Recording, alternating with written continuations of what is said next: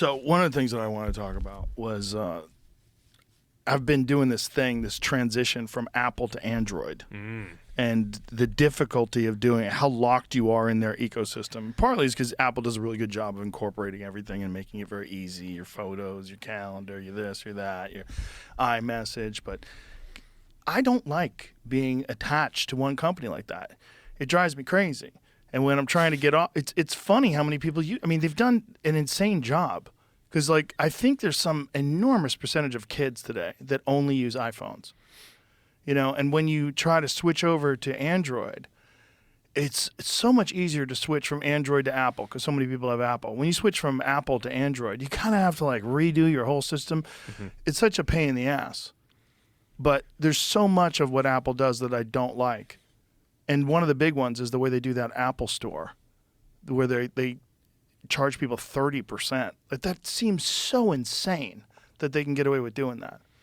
And I have some opinions about this. I know you do. That's why I brought it up. Yeah, no, I mean, look, the iPhone is obviously one of the most important inventions probably of all time.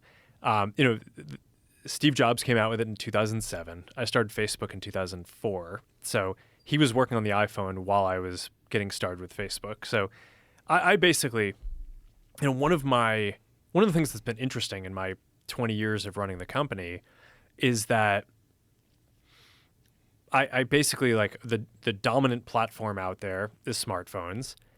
On the one hand, it's been great for us because we are able to build these tools that everyone can have in their pocket. And there's like 4 billion people who use the different apps that we use. And it's like, I'm grateful that platform exists.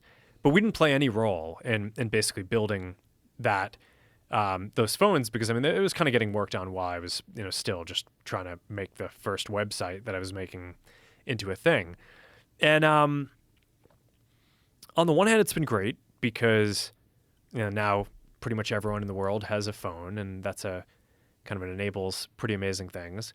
But on the other hand, like you're saying, they have used that platform to put in place a lot of rules that I think feel arbitrary and feel like, they haven't really invented anything great in a while. And it's like Steve Jobs invented the iPhone, and now they're just kind of sitting on it 20 years later.